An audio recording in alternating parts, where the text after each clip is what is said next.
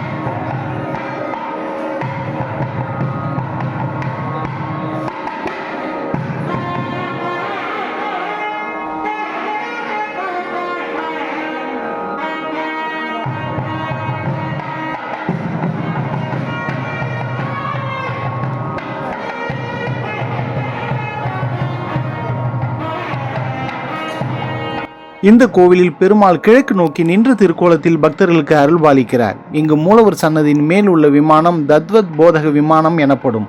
ருத்ரர், ஸ்வேதராஜன் ஆகியோர் இத்தல இறைவனின் தரிசனம் கண்டுள்ளனர். மணவாள மாமுனிவருக்கு பெருமாள் காட்சி கொடுத்த தலம் இதுவாகும். ஆழ்வார்களில் திருமங்கை ஆழ்வார் திருப்பதி பெருமாளையும் இத்தல பெருமாளையும் அண்ணா என விழித்து பாடியுள்ளார். இதன் காரணமாக இத்தல பெருமாள் திருப்பதி ஏழுமலையானுக்கு அண்ணனாகிறார். எனவே இங்குள்ள சீனிவாச பெருமாள் அண்ணன் பெருமாள் என்றே அழைக்கப்படுகிறார். திருமங்கை ஆழ்வார் இத்தலத்தை பூலோக வைகுண்டம் என பாடியுள்ளார். திருமங்கை ஆழ்வார் மணந்த குமுதவல்லியின் அவதார தலமும் நீலன் என்ற பெயரில் படத்தளபதியாக விளங்கிய திருமங்கை ஆழ்வாரை ஆழ்வாராக மாற்றிய தலம் இதுவாகும். ஒரு மங்கையால் ஆழ்வாராக மாறியமையால் மங்கையாழ்வாராகி திருமங்கை ஆழ்வார் ஆனார். இத்தலத்தில் உள்ள குளத்தில் குமுத மலர்கள் நிறைந்து காணப்படும். அம்மலர்களை பறிக்க தேவமாதர்கள் வருவது வழக்கம். அவ்வாறு வந்தவர்களுள் குமுதவல்லி என்பவர் மானிடரின் பார்வை பட்டதால் தேவலோகம் செல்லும் சக்தியை இழக்கிறார். இதை அறிந்த படைத்தளபதி நீலன் குமுதவல்லியை மணக்க விரும்புகிறார். குமுதவல்லி விதித்த நிபந்தனைகள் அனைத்தையும் நிறைவேற்றினார் நீலன். நிறைவாக வைணவ அடியார்களுக்கு அன்னம்பாலிக்கும் செயலில் ஈடுபடும் போது பெருமாள் நீலனுக்கு காட்சி கொடுத்து திருமந்திரத்தை உபதேசித்து ஆழ்வாராக மாற்றினார். குமுதவல்லி நாச்சியாரும் இத்தலத்தில் தனி சன்னதியில் நின்ற கோலத்தில் அருள்பாலிக்கிறார். திருவேங்கடத்தானுக்கு வெள்ளக்குளத்தான் அண்ணன் என்பது நம்பிக்கையாதலால் திருப்பதிக்கு வேண்டிக் கொண்ட வேண்டுதலை இங்கே செலுத்துவது ஒரு மரபாக விளங்கி வருகிறது. எனவே இதை தென் திருப்பதி என்றும் அழைப்பர். இக்கோவிலின் தல வரலாற்றின்படி துந்துமாறன் என்ற அரசனுக்கு ஸ்வேதன் என்ற மகன் இருந்தான். மிகவும் செல்லமாக வளர்க்கப்பட்ட மகனுக்கு அவனுடைய 9வது வயதில் அகால மரணம் சம்பவிக்கும் என்று வசிஷ்ட முனிவர் கூறினார். இதை கேட்டு அதிர்ந்த மன்னன் தன் மகனை காப்பாற்ற ஏதேனும் வழி உள்ளதா என்று வசிஷ்ட முனிவரிடம் கேட்டார். திருநாங்கூர் என்ற ஊருக்கு சென்று அங்குள்ள தீர்த்தத்தில் நீராடி அங்கு அருள்பாலிக்கும் சீனிவாச பெருமாளை வேண்டி தவம் இருந்தால் தகுந்த பலன் கிடைக்கும் என்று கூறினார். வசிஷ்ட முனிவர் கூறியபடி ஸ்வேதன் குளத்திற்கு சென்று அங்கு நீராடி முனிவர் கூறிய நரசிம்ம மிருதுஞ்சய மந்திரத்தை சீனிவாச பெருமாள் சன்னதி முன் அமர்ந்து கூறி வந்தான். ஸ்வேதனின் தவத்தை கண்டு மகிழ்ந்த பெருமாள் நரசிம்ம மந்திரத்தை தொடர்ந்து கூறியதால் நீ சிரஞ்சீவி ஆனாய். அத்துடன் எவன் ஒருவன் இத்தலத்தில் அமர்ந்து 8000 முறை இம்மந்திரத்தை கூறுகிறானோ அவனுக்கு யமபயம் கிடையாது என்றும் அருளினார். இதனால் சுவேதன் சிரஞ்சீவி தன்மை பெற்றான். இத்தலம் வைணவ தலங்களில் யமபயம் நீக்கும் திருத்தலம் ஆகும். திருப்பதியைப் போல் இத்தலத்திலும் புரட்டாசியில் பிரம்மோற்சவம், வைகாசி முதல் 5 நாள்களில் வசந்த உற்சவம், ஆடி மாதம் கடைசி வெள்ளி திருக்கல்யாணம் போன்ற வைபவங்கள் நடைபெறுகின்றன. திருமண தடை நீங்கவும் யமபயம் நீங்கவும் இங்கு துலாபாரம் காணிக்கை கொடுப்பது வழக்கமாக உள்ளது.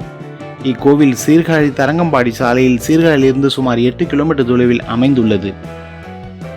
இக்கோவிலானது காலை 7:30 மணி முதல் பகல் 12 மணி வரையிலும், மாலை 5 மணி முதல் இரவு 8 மணி வரையிலும் திறந்திருக்கும். நீங்களும் இக்கோவிலுக்கு வந்து இறைவன் அருளை பெறுமாறு அன்புடன் கேட்டுக்கொள்கிறேன். நன்றி. இந்த வீடியோ உங்களுக்கு பிடித்திருந்தால் ஒரு லைக் பண்ணுங்க, கமெண்ட் பண்ணுங்க. நம்ம சேனலுக்கு இது வரைக்கும் சப்ஸ்கிரைப் பண்ணாதவங்க சப்ஸ்கிரைப் பண்ணுங்க. கூட பக்கத்தில் இருக்கிற பெல் பட்டனையும் அழுத்தி ஆல் செலக்ட் பண்ணுங்க. அப்பதான் நாங்கள் வெளியிடுகிற வீடியோக்கள் உங்களுக்கு உடனுக்குடன் வந்து சேரும்.